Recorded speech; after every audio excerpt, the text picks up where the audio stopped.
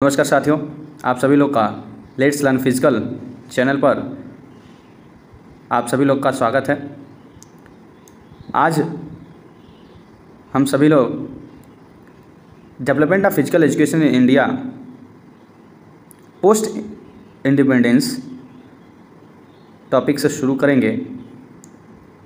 और जैसा आप सभी लोग को पता है कि पिछली क्लास में हम सभी लोग changing trends and career in physical education chapter की शुरुआत किया था, जिसमें हम सभी लोग फिजिकल एजुकेशन के मीनिंग, एम्स, ऑब्जेक्टिव, कैरेक्टर, कुछ ऐसे टॉपिक्स को कवर किया था। और आज development of physical education in India जैसे टॉपिक से शुरू करेंगे और कुछ ग्राउंड से संबंधित भी हम क्या करेंगे, टॉपिक्स को शेयर करेंगे, पढ़ेंगे और उसका ज्ञान लेंगे। ठीक है, तो बिना देर किए शुरू करते हैं। चलिए देखते हैं development of physical education in India.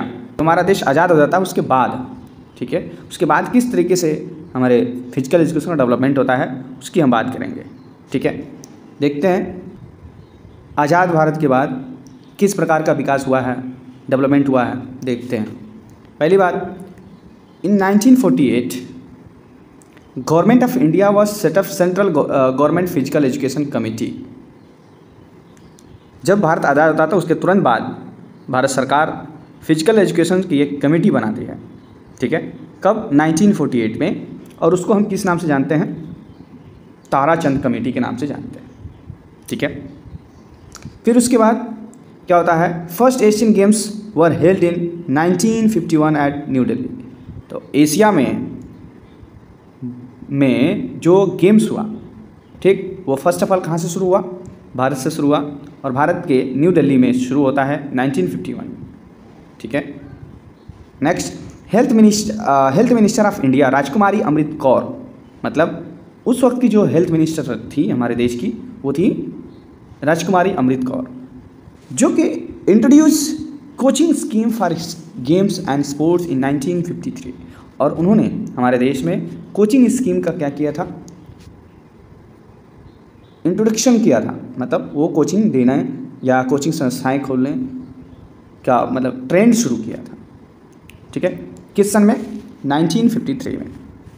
Next देखते हैं, national institute of sports was set up in 1961 at Moti Bagh, Patiala, Punjab. ठीक है, उसके बाद 1953 जब कोचिंग स्टार्ट हो जाती है उसके बाद हमारे NIS जिसको हम बोलते हैं, आज NS को कहा जाता है। NS का मतलब नेताजी, NS जो आगे जुड़ा तो एक N से नेताजी, N सुभाष चंद्र बोस। फिर उसके बाद नेशनल इंस्टीट्यूट ऑफ स्पोर्ट्स तो है ही, तो इसे NS के नाम से जानते हैं आज वर्तमान में। ठीक है, पंजाब में वही है। ठीक है, चलिए आगे देखते हैं। आगे 1957 में वही minister of education culture government of India established first college of physical education at where Laxmibai college of physical education at Gwalior, Madhya Pradesh. तो पहला कोचिंग स्टार्ट किसने किया? हेल्थ मिनिस्टर ने। दूसरा जो इनिशिएटिव लिया गया वो minister of education culture government of India के द्वारा लिया गया। कब लिया गया? 1957 में। ठीक है, और उन्होंने क्या किया था? LNCP जिसको आज LNIP कहते हैं, वो LNCP शुरू किया था ग्वालियर में, ग्वालियर मध्य प्रदेश में।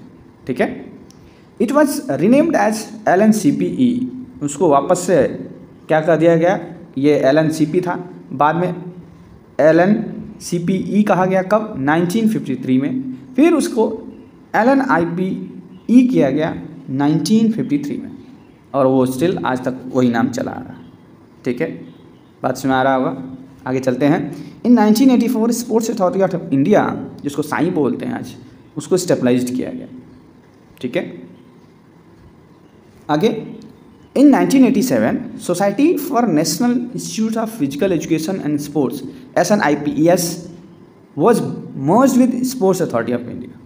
मतलब जो SNIPES इंस्टीट्यूशन चल रहा था उसको 1987 में after the stabilisation of SAI in 1984 was merged with it to promote the and development the sports awareness among our peoples of India country. Are you getting? ठीक है, आगे फिर क्या होता है? 19th Commonwealth Games was conducted in New Delhi in 2010. ठीक है, 19वां Commonwealth games Bharat में 2010 में ऑर्गेनाइज होता है, कंडक्ट किया जाता है और सक्सेसफुल रहता है। उसमें भारत सबसे ज़्यादा मेडल भी लेके आता है। ठीक है, फिर in 2018 CBSE launched physical education as compulsory subject. 2010 में भारत में कॉमनवेल्थ होता है और 2018 में CBSE लॉन्च करता है फिजिकल एजुकेशन को कंपल्सरी सब्जेक्ट के रूप में। कहाँ से? क्लास 9th to 12th में। और जो आज सभी बच्चे खास करके 11th एंड 12th वाले एक सब्जेक्ट के तौर पर उसको पढ़ते हैं। ठीक है, उसी का एक पार्ट चैप्टर है जिसको आज आपको हम पढ़ा रहे हैं। ठीक है, तो अभी जो आप लोगों ने पढ़ा उस पर बेस्ट कुछ 1-2 क्वेश्चंस हैं, उसको हम कर लेते हैं। देखिए आप लोगों को कितना समझ में। First, where Lakshmibai national institute of physical education is situated. आज LNIP कहाँ पे सिचुएटेड है? न्यू दिल्ली में है, पटियाला में है, केरला में है, ग्वालियर में। तो आंसर क्या होगा आपका? ग्वालियर में है। और ग्वालियर कहाँ पड़ता है? MP में पड़ता है।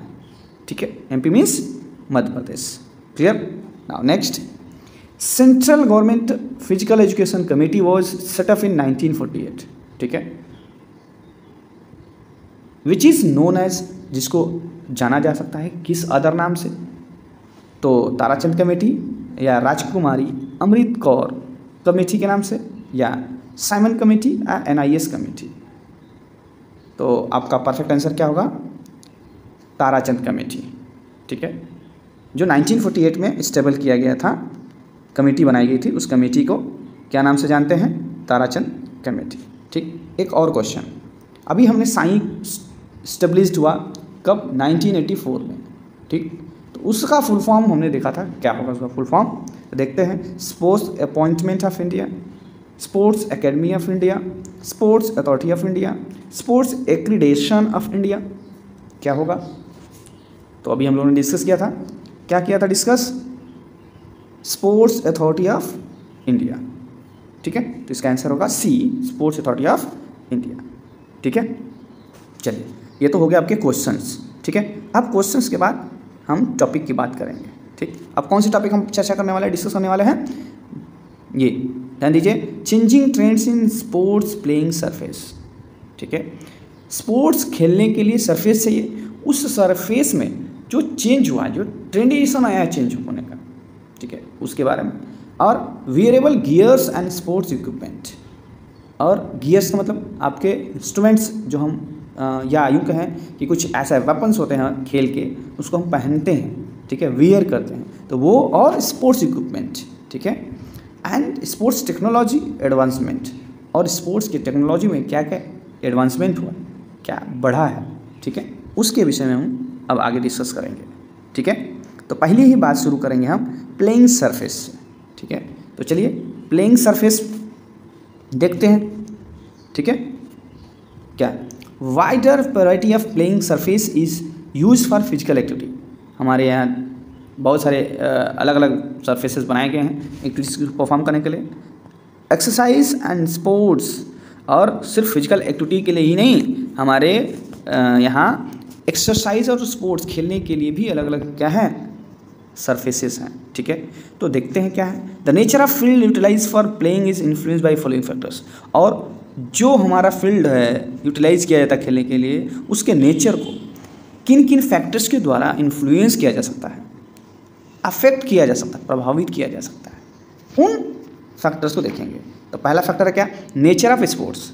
बात सही है कि हम किस प्रकार का स्पोर्ट्स खेलना चाहते हैं या खेल रहे हैं, उसके द्वारा भी क्या होता है, ग्राउंड जो फील्ड होता है इन्फ्लुएंस होता है। Next, geography location. Geography location का मतलब जो हम गेम खेल रहे हैं वो किस जगह पे खेल रहे हैं, क्या वह मैदानी फील्ड है, मतलब ग्राउंड एरिया है, लेवल एरिया है, या पठारी है, या पर्वतीय है, मतलब ऐसा जहाँ पे एरिया ऊंच नीच है, हाइट है, फिर बगल में लेवल है, जस्ट लाइक ऐसा एरिया कहाँ मिलता है, हमारे नॉर्थ ईस्ट में ज़्यादा मिलता है। ठीक है, तो ये ज्योग्राफी लोकेशन को ध्यान देना होता है।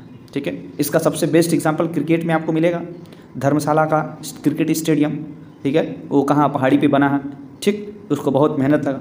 ठीक है, वहाँ की चीज़ें अलग होती हैं। नेक्स्ट, क्लाइमेट, और मोस्ट इम्पोर्टेंट, अगर हमारा क्लाइमेट सही नहीं रहेगा तो हम किसी प्रकार से खेल नहीं पाएंगे, अपनी एक्टिविटी परफॉर्म नहीं कर पाएंगे, हम एक्सरसाइज नहीं कर पाएंगे, कोई भी काम नहीं कर पाते हैं। तो ये भी बहुत बड़ा मेजर रोल करता है या मेजर फैक्टर है जो कि क्या करेगा, हमारे प्लेइंग को इफेक्ट कर सकता है। Next, infrastructure. ठीक है, इंफ्रास्ट्रक्चर का मतलब कि आपके खेल कूद से संबंधित जितने भी नए कंस्ट्रक्शंस हैं, इंस्ट्रूमेंट्स हैं, सब की सब क्या है भाई, खेल कूद कर रहे हैं, ग्राउंड सही नहीं होगा, हमारा पानी का ड्रेनेज सिस्टम नहीं सही होगा, या बैठने का सिस्टम सही नहीं होगा, मतलब ऐसे तमाम बातें हैं जो कि कंस्ट्रक्शन इंफ्रास्ट्रक्चर में आती हैं। ठीक है, जो अपने आप में इम्पोर्टेंट है। ठीक है, तो भी इन्फ्लुएंस करता है हमारे प्लेइंग को। ठीक है, अब हम सभी लोग जानते हैं कि स्पोर्ट्स को दो भाग में डिवाइड कर सकते हैं, इंडोर एंड आउटडोर। तो आउटडोर हम देखेंगे। ठीक है, आउटडोर में क्या क्या ट्रैक्स होते हैं या क्या ऐसे सरफेस होते हैं, प्लेइंग सरफेस, उसको देखेंगे हम लोग। ठीक है, तो चलिए देखते हैं। पहला, एथलेटिक जॉगिंग ट्रैक।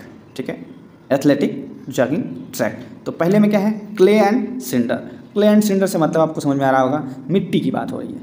ठीक है, तो these natural running outdoor tracks use a combination of fine ash, carbon and rock.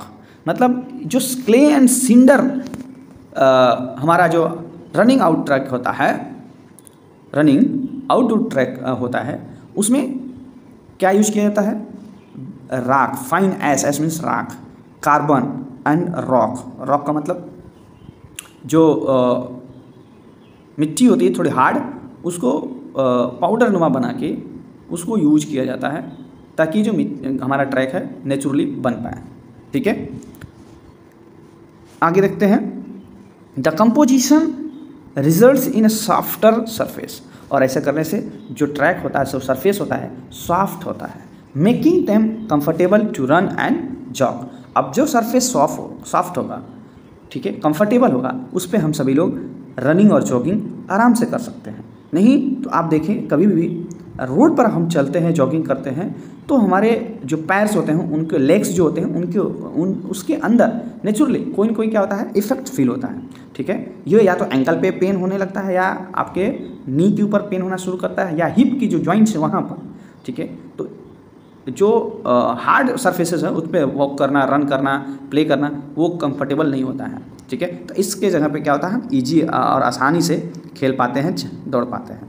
ठीक है, नेक्स्ट सिंथेटिक की बात करें। सिंथेटिक का मतलब जो आर्टिफिशियली बनाया गया होता है। ठीक है, सिंथेसाइज किया जाता है। तो in modern sports most of running tracks use synthetic rubber. ठीक है, रबर नेचुरल रबर भी होता है, सिंथेटिक रबर भी होता है।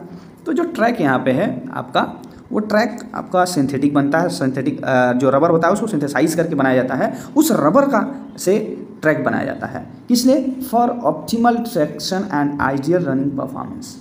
ठीक है, और इसलिए बनाया जाता है कि ताकि हम एक आइडियल रनिंग परफॉर्मेंस दे पाएँ, जिससे कि एक अच्छा परफॉर्मेंस आए, हमें इंटरनली मोटिवेशन भी मिले। क्योंकि भाई आप मेहनत कर रहे हैं और रिजल्ट नहीं आएगा, पॉजिटिव रिजल्ट नहीं आएगा, तो हम भी फ्रस्ट्रेट हो जाएंगे, फ्रस्ट्रेशन आता है, डिप्रेशन होता है। बार बार मेहनत करें और रिजल्ट नहीं निकल के आता है पॉजिटिव, तो दिक्कत होती है। तो ऐसे के लिए सिंथेटिक ट्रैक बनाया जाता है। ठीक है, जो कि आजकल जनरल हो गया है, जितने भी स्टेडियम से बनते हैं उस पर सिंथेटिक ट्रैक बनाया जाता है। ठीक है, ताकि बच्चों का परफॉर्मेंस बढ़ सके। ठीक है, अब उसी सिंथेटिक में आउटडोर जो हम ट्रैक देख रहे थे, प्लेइंग सरफेस देख रहे थे, तो अभी सिंडर, क्ले वगैरह देखें। अब इसके बाद आता है टर्फ। ठीक है, तो अब इस टर्फ में क्या होता है देखते हैं। टर्फ में पहला ग्रास एंड क्ले, अभी होता सिंडर एंड क्ले था, अब यहाँ ग्रास एंड क्ले है। क्ले मतलब कीचड़ में, अब घास वाली। This is a soft surface which makes it easier to run because it puts less pressure on your foot. मतलब टर्फ होगा लेकिन उसमें घास होगी हल्की, जिसको हमारे क्रिकेट के जितने पिचेज होते हैं, फुटबॉल के पिचेज जो होती हैं, आप आसानी से देख सकते हैं, हरी हरी घास छोटी छोटी लगी रहती है, और स्मूथ होता है, आसानी से हम दौड़ पाते हैं, भाग पाते हैं, खेल पाते हैं, ज़रूरत पड़ता है डाइव मार पाते हैं, ठीक है। तो वो हमारे लेग के ऊपर क्या करता है, लेस प्रेशर एक्सर्ट करता है, जो कि हमारे दौड़ने, रनिंग, खेलने कूदने में सॉफ्टर होता है, ठीक है। नेक्स्ट उसी का दूसरा है सिंथेटिक स्पोर्ट्स फ्लोरिंग, मतलब सिंथेटिक जो फ्लोर डेवलप किया जाता है, मतलब उसको यूँ समझिए कि जो मैट होता है हमारे रूम में बिछाया जाता है जिससे कि अच्छा लगे, ऑफिस वगैरह मैटिंग किया जाता है, वैसे ही सिंथेटिक फ्लोरिंग की जाती है स्पोर्ट्स के लिए, ठीक है। तो उसमें क्या होता है, पॉलीग्रास होता है एक, ठीक। तो पॉलीग्रास को देखते क्या, polygrass is also popular for multi utility sports at institutions and residential area due to its durability and low maintenance. Example football, ठीक है। जैसे मैंने बताया इस टर्फ बनता है फुटबॉल और क्रिकेट में, तो यहाँ पे पॉलीग्रास वाला ग्राउंड ही बनता है, किसमें, फुटबॉल में, ठीक है। तो उसमें क्या होता है, मल्टी यूटिलिटी स्पोर्ट्स हो जाता है, मतलब उस जो फील्ड होती है पॉलीग्रास वो मल्टी वर्क में यूज की जा सकती है, सिर्फ प्लेइंग नहीं और भी एक्टिविटीज़ में उसको यूज किया जा सकता है। मीटिंग हो रहा हो या कोई सेमिनार ऑर्गेनाइज हो रहा है, वहाँ पे उसको वहाँ पे ऑर्गेनाइज कर सकते हैं, है ना। या आपको कोई एक्टिविटी प्रोग्राम कराना है, जैसे योगासन का करना है लार्ज पैमाने पर, तो उसको भी कर सकते हैं, ठीक है। इस तरह से वहाँ पर किया जा सकता है। और उसकी ड्यूरेबिलिटी ज़्यादा होती है, पॉलीग्रास की क्या होती है, ड्यूरेबल होता है, लंबा समय तक चलता है, ख़राब कम होता है, और उसकी जो मेंटेनेंस रिपेयरिंग होती है उसमें बहुत ज़्यादा हेडेक नहीं होता है, ठीक है। इस वजह से ये काफ़ी अच्छा और ज़्यादा सही होता है, ठीक है। चलिए आगे देखते हैं एस्ट्रोटर्फ, ठीक है। आगे क्या है, एस्ट्रोटर्फ। एस्ट्रोटर्फ को देखते हैं क्या होता है। Major advantage of polygrass is that surface is even.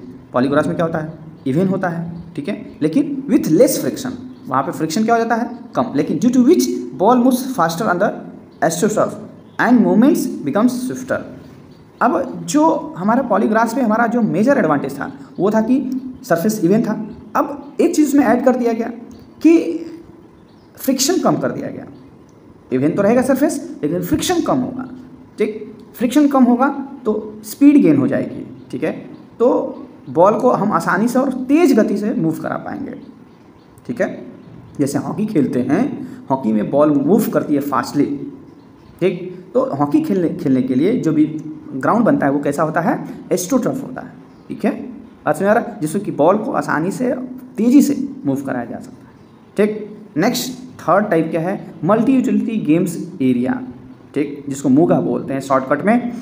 और ये मल्टी यूटिलिटी गेम्स एरिया का मतलब इसमें सिंथेटिक रबर का बनाया जाता है, साथ ही उसमें जो शॉक होता है, मतलब कोई गिर जाता है, छूट या दौड़ रहा हो, किसी भी कंडीशन में जो भी प्लेयर होता है उसको ज़्यादा क्या होना, चोट नहीं आनी चाहिए, ठीक है।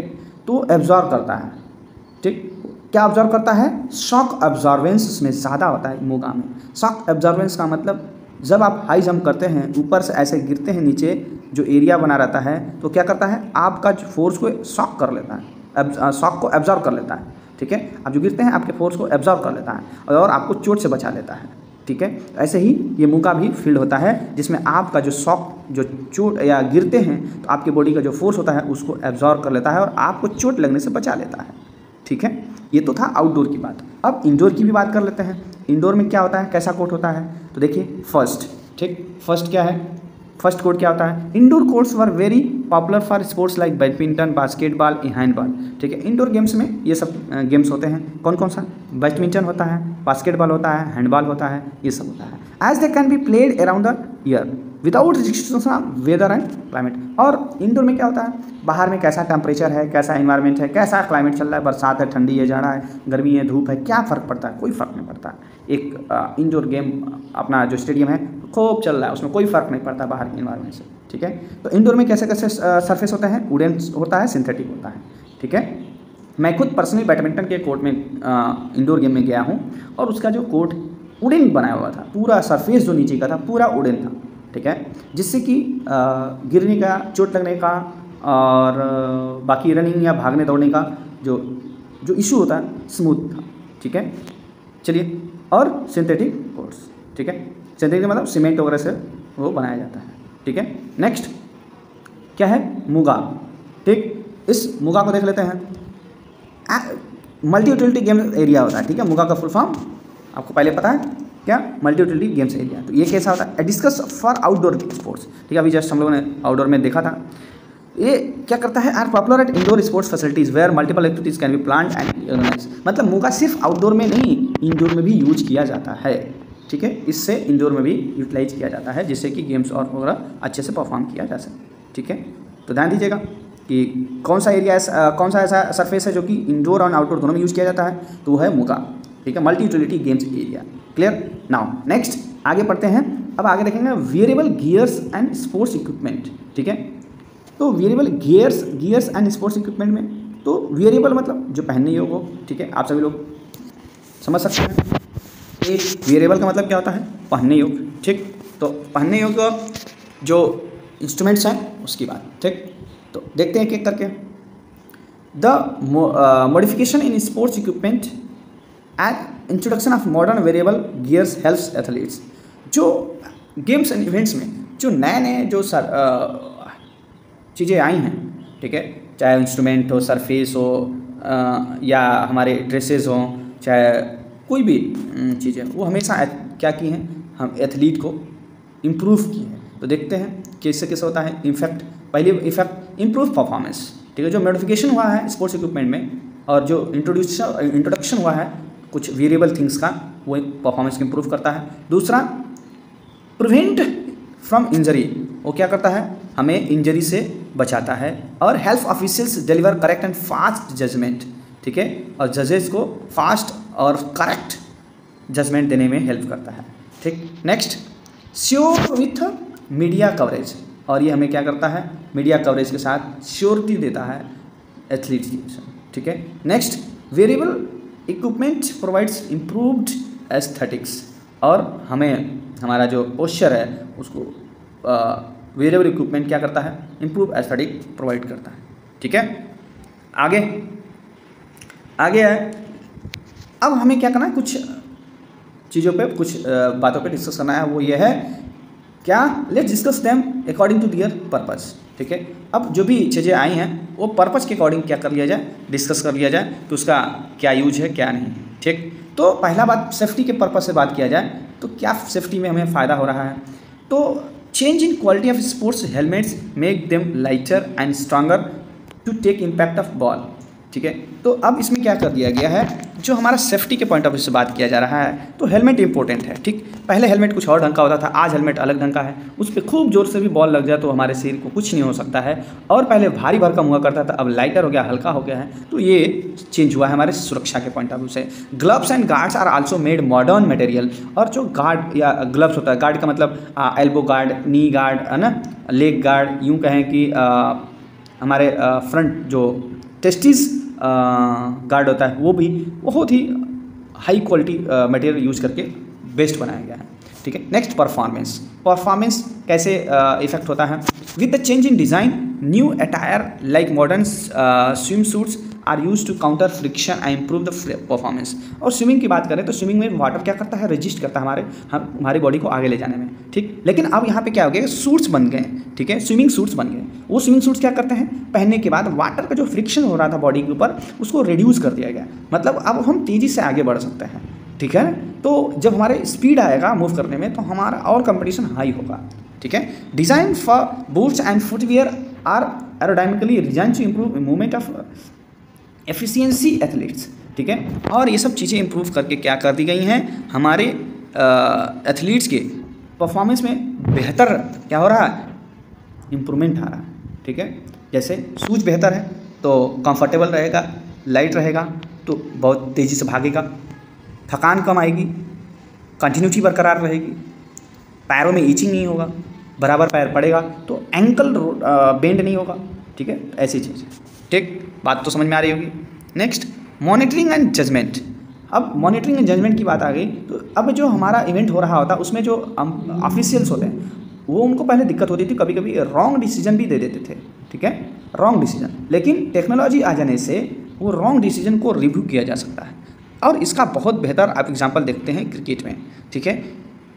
क्यों, क्योंकि जब बॉल जा रही होती है तो उसका पूरा एंगल पता कर लेते हैं कि किस एंगल से मुड़ रही थी या किस एंगल से डेविएट हो रही थी, किधर बॉल जा रही थी, कितने हाइट पे जा रही है, ग्राउंड से कितने ऊपर जा रही है, सारा कवरेज कर ले रहे हैं, किसके जरिए? वेरिएबल गियर्स लाइक जीपीएस, उसमें जीपीएस लगा रहता है, and other devices to measure body chemistry and physiological status. और हमारा जो बॉडी में हम जो पहनते हैं कपड़े, उसमें बहुत सारा ऐसे इंस्ट्रूमेंट लगा दिए जाते हैं जिससे कि हम हमारे बॉडी को वहाँ बाहर बैठे ऑफिशियल्स आराम से ट्रैक कर सकते हैं कि कहीं मेरी बॉडी थक तो नहीं गई है, कहीं ऐसी बॉडी ऐसा तो नहीं कि मेरी बॉडी अब जवाब दे रही है, अब नहीं खेल पाएंगे। तो ये सब हमें बताने से ज़्यादा वो ऑब्जर्व कर लेते हैं, वहाँ से चेक कर लेते हैं, और उस ग्रेट एडवांटेज उसका हमें मिलता है। और कोचेस तुरंत उसको मॉनिटर करके जो उससे रिगार्डिंग जो भी एक्शन लेना होता है, जो भी ट्रीटमेंट देना होता है, ग्राउंड पे तुरंत सेंड कर देते हैं लोगों के जरिए। ठीक है, हम उसको फॉलो कर लेते हैं। ठीक है, नेक्स्ट आगे देखते हैं टेक्नोलॉजी इन स्पोर्ट्स। ठीक, क्या है टेक्नोलॉजी स्पोर्ट्स में? Today no sports athlete is untouch with the engagement of integration of technology. और आज के दौर में कोई ऐसा स्पोर्ट्स से वंचित नहीं है टेक्नोलॉजी से। हर एक इवेंट्स में, हर एक स्पोर्ट्स में क्या किया जा रहा है? लार्ज पैमाने में टेक्नोलॉजी का इस्तेमाल किया जा रहा है। ठीक है, जिससे कि क्या हो रहा है? बढ़िया से बढ़िया क्वालिटी प्रोवाइड की जाए, वाचिंग वीडियो सारी चीज़ें प्रोवाइड की, जिससे लोग आसानी से और अच्छे ढंग से देख पाएँ, समझ पाएँ और इन्जॉय कर पाएँ। ठीक है, और यही नहीं, जो ऑफिशियल्स होते हैं, ऑफिशिएटिंग होती है, ठीक है, वो भी अच्छे ढंग से किया जा सकता है। ठीक है, और हमारे परफॉर्मेंस को भी ऑब्जर्व करने में, एनालिसिस करने में कोई दिक्कत नहीं आती है। ठीक है, तो चलिए आगे देखते हैं। अब इसको एक एक करके समझेंगे कहाँ कहाँ इसका इंपॉर्टेंस है टेक्नोलॉजी का। ठीक है, पहला ऑफिशिएटिंग टेक्नोलॉजी, जैसे क्रिकेट में एलईडी लाइट आ गई है। ठीक है, is use to stumps to decide on the status of the ball hitting the stumps or not. अब सोचिए, हाँ, इसे स्टंप लग गया 3 और इसमें एलईडी लाइट लगी है और इसमें जीपीएस है और दूसरा जीपीएस बॉल में है। बॉल ऐसे जा रहा है, तो अब बॉल इधर जा रहा है या इधर जा रहा है, बॉल इधर जाएगा या इधर जाएगा, किधर जाएगा, उसके जरिए पता चल जाता है। ठीक है, आप सभी लोग को देखते होंगे LBW वगैरह या कोई भी ऐसे डिसीजन लिया जाता है तो उसमें ट्रैक किया जाता है। ठीक है, बॉल ट्रैक की जाती है। Next, infrared technology also use to help officials take decision in various sports. Hot sports is an infrared imaging system which lets umpire and commentators see if the bat has struck the ball or not। कभी कभी देखते होंगे catch out का, wicket keeper के हाथों से catch out का भी अपील होता है, उसका भी डिसीजन लेने में क्या होता है, बड़ा इजी हो गया है। क्यों? क्योंकि एक इंफ्रारेड टेक्नोलॉजी है, उसके जरिए ये पता किया जाता है कि बॉल क्या बैट के साथ टच हुई है या नहीं हुई है, क्या बॉल पैड के साथ टच हुई है या नहीं हुई है, स्टंप के साथ टच हुई है कि नहीं, सारी चीज़ें ऑब्जर्व की जाती हैं। ठीक है, इस तरीके से जो डिसीजन है या जो भी उसका क्वालिटी है गेम का बढ़ाने में बहुत ही हेल्प कर रही है टेक्नोलॉजी। ठीक है, नेक्स्ट, प्रोटेक्टिंग इक्विपमेंट्स। ठीक है, देखते हैं technology advance materials to produce safer and more comfortable protective gears which enable sports person play at their peak without compromising their safety and like helmets for cricketers. और protective मतलब सुरक्षात्मक जो हमारे पास equipment है ना, सुविधाएं हैं। ठीक है, वो उसका इस्तेमाल करके हर एक खिलाड़ी बड़े निडर होके अपने परफॉर्मेंस को दे पाता है। ठीक है, जैसे क्रिकेटर की बात हो रही है, क्रिकेटर का हेलमेट बहुत ही नेसेसरी होता है। ठीक है, क्योंकि बहुत सारे एक्सीडेंट भी हो चुके हैं, बॉल लगने से ऑन द स्पॉट डेथ हो गई है। तो उसी के हिसाब से यहाँ पर बता रहा है कि हमारा जो हेलमेट है इतना मजबूत, इतना अच्छा होता है कि हम सुरक्षात्मक तौर से खेल सकते हैं, कोई टेंशन नहीं, कोई हेडेक नहीं लेना है। टाइमिंग सिस्टम, गेट्स लेजर और touch sensors can be use to provide most precise race time possible. ठीक है, these time systems also provide incredible exact measurement down to the thousands of a second which eliminates rounding errors। ठीक है, और आप लोग एक बात और देखे होंगे कि जब विराट कोहली जब दौड़ रहे होते हैं तो उनकी स्पीड को भी मेजर करके एकदम दौड़ते हुए स्पीड को दिखाया जाता है। जैसे जैसे दौड़ते हैं, जैसे डाउन होता है उनका स्पीड, वो भी दिखाया जाता है कि कितना स्पीड से भाग रहे हैं, कितने स्पीड से रुक रहे हैं, ये तमाम चीज़ें। तो वो ऐसी टेक्नोलॉजी यूज की। ठीक है, आगे क्यों, उससे क्या हो जा रहा है कि जो एरर्स है उसको एलिमिनेट किया जा पा रहा है। ठीक है, next, fourth, location tracking. By using tracking systems device teams can track the movement of players at the pitch and collect large amounts of data about their performance. जब पहले भी बताया था मैं कि जो प्लेयर ग्राउंड में होता है उसके साथ टेक्नोलॉजी है, उसके हर चीज़, उसकी टायर्डनेस, उसकी हंग्री, उसका माइंडसेट, उसका हेल्थ, उसके बॉडी टेम्परेचर, सब चीज़ को ट्रैक किया जा रहा है। आराम से बैठे बैठे ऑफिशियल्स अपने टेबल के ऊपर सिस्टम के जरिए कर पा रहे हैं। ठीक उसके अकॉर्डिंग उनको जो भी नीड होती है वो सेंड कर देते हैं। ठीक है, तो आज के लिए इतना है, फिर मिलेंगे अगले दिन अगली क्लास में।